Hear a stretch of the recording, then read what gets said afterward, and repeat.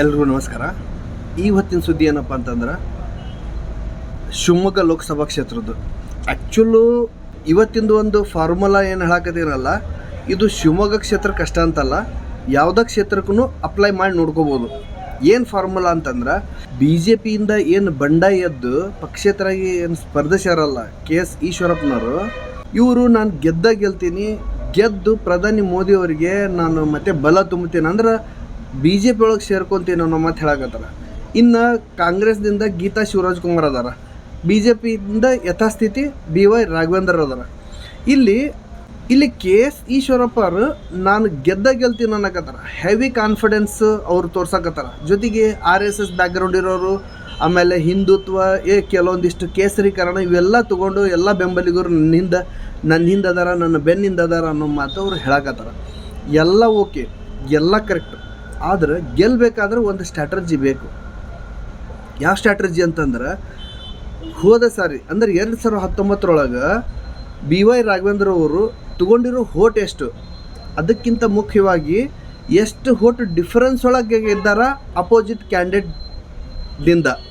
2,30,000 around ಡಿಫ್ರೆನ್ಸ್ದಿಂದ BY Raghavendra ಅವರು 2019 ಗೆದ್ದಾರ. ಇಲ್ಲಿ formula ಏನಪ್ಪ ಅಂತಂದ್ರೆ, ಒಂದು ರೇಷಿಯೋ ಐತಲ್ಲ, ಈ ರೇಷಿಯೋ ಬಹಳ ಡಿಫ್ರೆನ್ಸ್ ಐತಿ. 2,30,000 ಒಂದು ಅಂದಾಜಿನ ಮೇಲೆ ಅವ್ರು ಗೆದ್ದಾರ ಅಂತಂದ್ರೆ, ಈ ಸಾರಿ ಯಾವುದೇ ವ್ಯಕ್ತಿ, ಯಾವುದೇ ಪಕ್ಷ ಅಥವಾ ಯಾವುದೇ ಚಿಹ್ನೆಯಿಂದ ಗೆಲ್ಲಬೇಕಾತಂದ್ರೆ ಈ BY ರಾಘವೇಂದ್ರ ಅವರು 2,30,000 ಹೋಟದಿಂದ ಗೆದ್ದಾರಲ್ಲ, ಅಂದರೆ ಡಿಫ್ರೆನ್ಸ್ ಅಮೌಂಟು. ಮೊದಲ ಸ್ಥಾನದೊಳಗೆ BY ರಾಘವೇಂದ್ರ ಇದ್ರಂದ್ರೆ, 2ನೇ ಸ್ಥಾನದೊಳಗೆ ಯಾರಿದ್ರು, ಆ 2ನೇ ಸ್ಥಾನದ ವ್ಯಕ್ತಿಗಿಂತ 2,30,000 ಒಂದು ಅಂದಾಜಿನ ಮೇಲೆ ಹೋಟುಗಳನ್ನು ತಗೊಂಡು ಗೆದ್ದಿರೋ BY ರಾಘವೇಂದ್ರ ಅವ್ರನ್ನ ಈ ಸಾರಿ ಸೋಲಿಸ್ಬೇಕಪ್ಪ ಅಂತಂದ್ರೆ, ಯಾರು BY ರಾಘವೇಂದ್ರ ಅವ್ರನ್ನ ಈ ಸಾರಿ ಸೋಲಿಸ್ತೀನಿ ಅಂತಂತಾರಲ್ಲ, ಕಟ್ಟಿಬದ್ರಾಗಿ ನಿಲ್ತಾರಲ್ಲ, ಅವರು ಮೊದಲು ಆ್ಯಾವ್ರೇಜ್ ಹೋಟ್ ತೊಗೊಳ್ಳೋದಲ್ದೇನೆ, ಅಂದರೆ ಒಂದು 15 to 16 ಲಕ್ಷ ಹೋಟ್ ಇದ್ದು ಅಂದ್ರೆ, ಅಲ್ಲಿ ತ್ರಿಕೋನ ಸ್ಪರ್ಧೆ ಏರ್ಪಟ್ಟಿತ್ತಪ್ಪ ಅಂತಂದ್ರೆ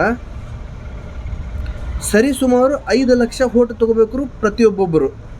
ಅಂದರೆ 5 ಲಕ್ಷ ಒಬ್ಬರು, 5 ಲಕ್ಷ ಒಬ್ಬರು, ಇನ್ನೂ 5 ಲಕ್ಷ ಒಬ್ಬರು, ಸರಾಸರಿ 5 ಲಕ್ಷ ತೊಗೊಂಡ್ರೆ 15 ಲಕ್ಷ ಆ್ಯಾವ್ರೇಜ್ ಆತಂದ್ರೆ, ಇನ್ನೊಂದು 50,000, 1 ಲಕ್ಷ, 1.5 ಲಕ್ಷ ಏನು ಡಿಫ್ರೆನ್ಸ್ ಆಗುತ್ತೋ ಹೋಟಿನ ಪ್ರಮಾಣ ಎಷ್ಟು ಬೀಳುತ್ತೆ ಅನ್ನೋದ್ರ ಮೇಲೆ ಡಿಪೆಂಡ್ ಆಗ್ತೈತಿ. ಸೊ ಇಲ್ಲಿ ಪ್ರತಿಯೊಬ್ಬ ಕ್ಯಾಂಡಿಡೇಟ್ನು 5 ಲಕ್ಷ ಹೋಟ್ ಮಸ್ಟ್ ತೊಗೊಳ್ಳೇಬೇಕು.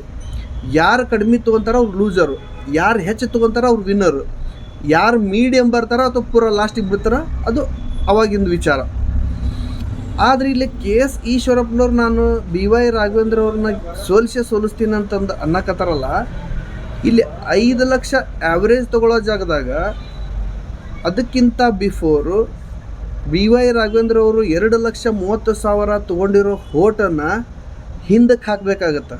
ಅಂದ್ರೆ ರಾಘವೇಂದ್ರವರು ತಮ್ಮ ಪ್ರತಿಸ್ಪರ್ಧಿಗಿಂತ 2,30,000 ಹೋಟ್ ತೊಗೊಂಡಾರ ಅಂದಮೇಲೆ ಆ 2,30,000 ಹೋಟ್ ಬೀಟ್ ಮಾಡಬೇಕಲ್ಲ ಈಗ ಗೆಲ್ಲಬೇಕಾಗಿರೋ ವ್ಯಕ್ತಿ.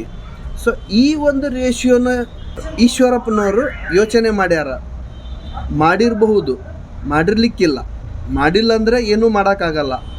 ಮಾಡಿದ್ರಂದ್ರೆ ಇಷ್ಟೆಲ್ಲ ಫೈಟ್ ಮಾಡಿ ಟ್ಯಾಕಲ್ ಮಾಡಿ 2,30,000 ಪ್ಲಸ್ ಹೋಟ್ ತೊಗೊಂಡು, ಮತ್ತು ಜನ್ರಲ್ಲಾಗಿ ಏನು ಒಬ್ಬೊಬ್ಬರು ಒಂದು ಆ್ಯಾವ್ರೇಜ್ ಒಂದು 4 to 5 ಲಕ್ಷ ತೊಗೋಬೇಕು.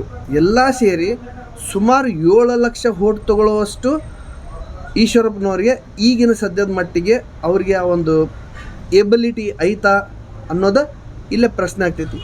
ನೋಡೋಣ ಮುಂದೆ ಏನಾಗುತ್ತೆ ಅದು ಗೊತ್ತಿಲ್ಲ. ನಮ್ಮ ಚಾನಲಿಗೆ ನೀವೇನಾದರೂ ಹೊಸಬರಾಗಿದ್ದಾರಂದ್ರೆ ಇದನ್ನು ಸಬ್ಸ್ಕ್ರೈಬ್ ಮಾಡೋ ಮುಖಾಂತರ ನಮಗೆ ನೀವು ಸಪೋರ್ಟ್ ಮಾಡಿರಿ ಅಂತ ಹೇಳ್ತಾ, ಮತ್ತು ಇದೇ ಥರ ಬೇರೆ ಸುದ್ದಿ ತೊಗೊಂಡು ಮತ್ತೆ ಬರ್ತೀನಿ. ಅಲ್ಲಿವರೆಗೂ